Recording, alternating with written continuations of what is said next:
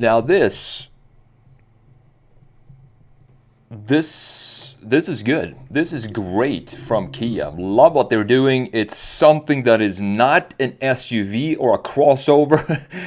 Finally we're starting to see some cool cars coming out from Genesis, for example, the convertible, the big coupe. Mercedes coming back with the S-Class coupe as well. And now we have this Kia K4 hatchback. Love the design of this, even though it's very kind of a little bit maybe messy in the rear end. I don't know if I would call it messy, but how the taillights go down, we're going to have a look at that in Photoshop, of course. I don't care. It's just the fact that we're starting to see a little bit differentiated designs and proportions, packages coming out, and maybe we're starting to move away a little bit, by a 5% away from crossovers and SUVs. I hope so, at least. I'm going to show you just how. I'm going to slap some other wheels on this. I'm going to slap some Vossens on here. I'm going to show you just how cool this thing can look with some proper wheels on it that are not black, of course. But before I do that, let's check out what is going on with this Kia hatchback. Just love that Kia is bringing this to the US as well. So 2026 Kia K4 hatchback offers a spacious alternative to the sedan. I love that they have a sedan as well, but in this case, with how this thing looks and how unusual a hatchback is today, I would go for the hatchback instead of the sedan. I'm actually getting the sedan, I think, next week to review for a week, so it's going to be interesting to see what that's all about. So extra cargo space and features the same 2-liter and turbo 1.6-liter engines. It offers the same engines as a sedan, meaning we have a 147 horsepower 2-liter inline 4. And then you have the optional 190 horsepower turbocharged 1.6-liter inline 4, which is 100% the one I would go with, not just because of more power, but also the transmission. We're going to have a look at that in a minute as well. The 2026 K4 hatchback will go on sale in the US in late 2025. Great, Kia. I hope people will buy this so we can get more hatchbacks over here.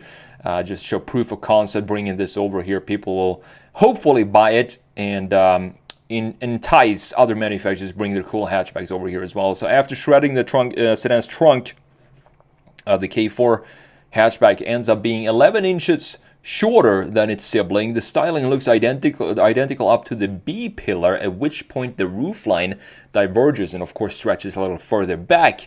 In the hatchback, this creates extra headroom for the rear passengers, and you also have a few. It's a little bit smaller trunk space than the Honda Civic hatchback, but it's definitely bigger than the K4 sedan's trunk space, which is great to see. Of course, you have bigger volumes in the back. So lower trim versions come with a 147 horsepower 2-liter inline 4. And this one has a CVT gearbox. Now, this to me looks like a pretty sporty vehicle to me. Love the interior as well, because what can we see down here? What is this? In the lower section, I think it's actually physical buttons for the fan speed and the temp. Imagine that. Great to see that as well. So the base engine comes with a CVT. However, if you go with a GT line turbo trim, features 190 horsepower turbo 1.6-liter inline 4, then you get an 8-speed automatic, and that to me just is no-brainer for me. I'm going to go with the turbo and the 8-speed automatic instead of the CVT. You also get paddles on the steering wheel, which makes it feel, of course, a lot sportier. You have the GT line version of the base engine car with similar sportier-looking design elements, including 18-inch wheels, black trim, and a different steering wheel with paddles.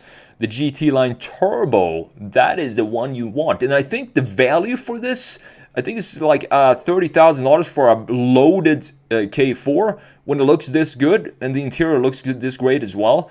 So the GT line turbo adds LED headlights, larger front brakes, and you also get a sunroof. I don't care for the sunroof. If I could just skip the sunroof there, it would be a great package. Both GT line models have a different suspension tune as well. So the hatchback comes with the same digital gauge cluster and central infotainment screen as the sedan. Of course, the interior is not going to switch up.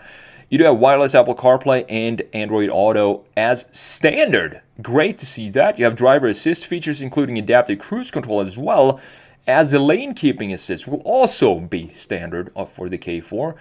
So you can expect the Kia to charge a slight premium for the hatchback over the sedan because you have more space. It also, for the design, I would say, it just looks cooler, so you can charge a little bit more. Meaning it should start at around $25,000 for the base 2-liter non-turbo with the CVT. You don't want that. Then it goes up to $30,000 for a loaded GT line turbo. So only $5,000 difference there.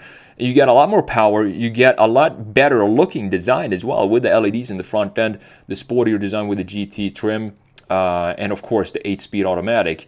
So that is the reason why I would go for the 100% for the turbo engine. So Kia says it will go on sale here in the States in late 2025. So pretty soon. I mean, in a couple of months probably. Great to see that. I hope I get to review this as well in person because I want to review sedans, wagons, hatchbacks. I get so many crossover SUVs and large full-size body-on-frame trucks that whenever I get a hatchback or a sedan or a wagon, I just get excited about it. So with that said, let's jump into Photoshop here and let's check out this design. Now, one thing I've loved doing ever since I was a kid is sketching. Over the years, I've taught thousands of students the art of design sketching using simple tools such as just a big pen, some print paper, and maybe a few markers. And now, I've bundled all my classes into one mega bundle of sketching madness called Analog Designer Pro Pack, and you can get instant access to all 11 hours of content for just $47. Inside, I'll teach you everything you need to know about design sketching, whether it be sketching cars or products, and I'll introduce you to my personal favorite sketching technique called cloud sketching that you won't find anywhere else. And this simplifies perspective sketching and how to get the proportions right, which is crucial when you're sketching cars or products. I'll take you from complete beginner to more advanced rendering techniques, and you don't need any special or expensive art supplies for this. See what my students have to say about this course and how it's helped them, and check it out yourself at analogdesignerpropack.com, linked down below. So up top we do have, of course, a front view, as you can see. I think it looks beautiful in this golden color. Now, the thing about this, I like what Kia has done. Kia is one of the brands that I think, let's make this green instead so you can clearly see what's going on here. I think Kia is one of the brands that has created one of the biggest design revolutions for the brand. I mean, remember Kia from the 90s? They were the least safe and also the most anonymous vehicles you could ever think of. And now they have one of the strongest brand identities when it comes to the design. And that is all thanks to the, in part, by the Tiger Nose design introduced by the Kia Key concept, I do believe, in 2006. You can see that we still have a version of the Tiger Nose here, very, very subtle, because what we need to have a Tiger Nose is a dip up right here. You can see that it's a slight dip in this area right here in the trim before it goes down. You also need to have dip down in the lower section down here. So we do have the Tiger Nose intact for the K4, but it's very subtle, and I think it's slowly being phased out maybe. I'm not entirely sure, or they might just continue having it.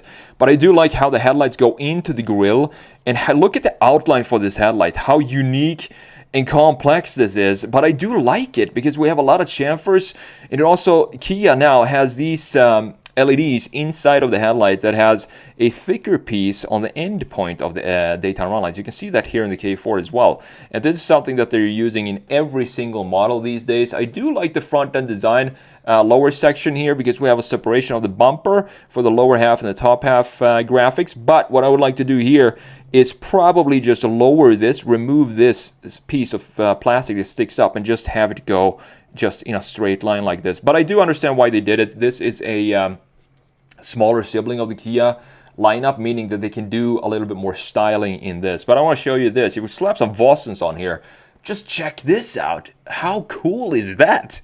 If you just slap some nice wheels on them, the K4 that are not black like every manufacturer put on their cars today, just put some nice wheels on here, this becomes a very, very cool looking design.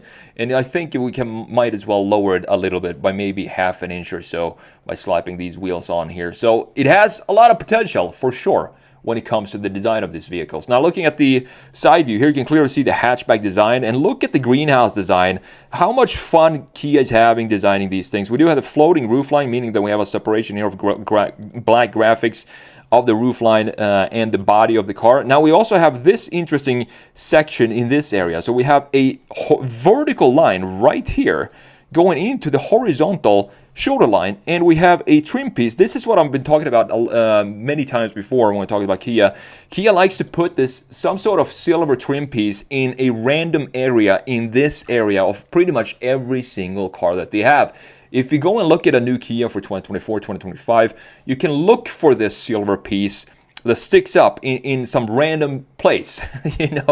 That's just what Kia does these days. And I also like that the rear door, passenger door, looks almost like a two-door because we don't have a door handle here. You can see that the door handle is actually integrated here in the C-pillar itself, making it feel hidden, and also cleans up the overall side view of this vehicle. We also have a horizontal line here. We have a vertical line here. We have a vertical line right here as well in the bodywork that then goes in to a horizontal line. So we have a mirrored line here in the greenhouse coming back in the lower section of the bodywork, looking very, very cool. I do like that we have the blacked out side skirt in the lower section as well, in addition to the blacked out diffuser back here in the end. In the rear end, and also the blacked out lip spoiler in the front end, lowering the car to the ground. And overall, I think it's a very unique and definitely has this clear proportions of a hatchback that I personally want to see. Not these coupe style hatchbacks. This is a proper cut off, Golf style hatchback, which is the hatchback that I personally prefer to see. Now, looking at the rear end here, this is, of course, where it becomes very special for this vehicle. You can see just how cool this looks. Let's pick the right layer, first of all. Here we go. You can see how the taillights, we still have the same vibe that we have in every other Kia, meaning that we have some thicker pieces of the end points of the LEDs, a thick piece here in the corner, and then a thicker piece here down low for the LED. It goes into thin piece. What this does, it creates a very dynamic feel for the taillights.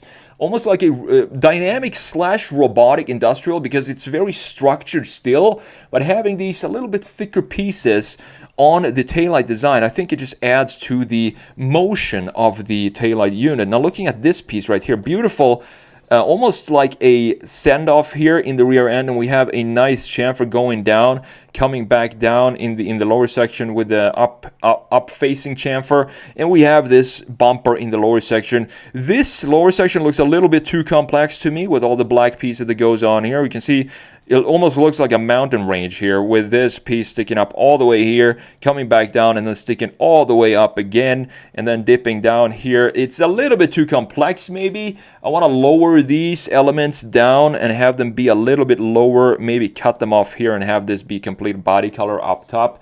But other than that, very unique design for the Kia. You can see how the taillights just drip down here, creating a nice framing for the rear end, and I really like what they've done here with this design overall. Same goes actually for this interior. I was so happy to see, if I zoomed in here, you can see what it says here. It says temp and it says fan speed, and that are the two buttons that I require to be physical buttons in an interior in any day and age.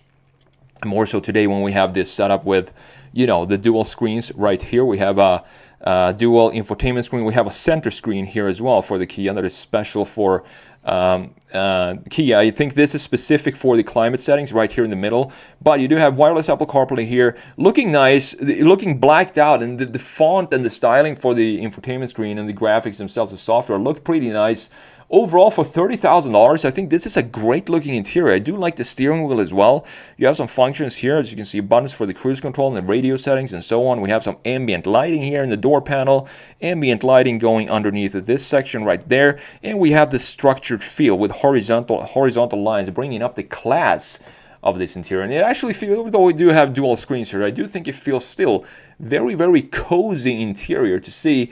And this brings me hope for other car manufacturers to bring over their hatchbacks and their sedans and wagons over here to the United States. There are so many companies that still do that in Europe and all around the world. But I think if we get some key models from each brand when it comes to these type of packages, I think the brands are going to see that we actually want these type of cars, the smaller vehicles, low riding vehicles here in the United States as well. They just need to have the the correct features, to connect the correct tech, and also the correct powertrains that we want to see here in the States. So if we mix that, the correct feature, spec, and tech with the correct design, I think we can still have a boom or a surge of sales for these type of vehicles that unfortunately has been lacking for so long here in the States.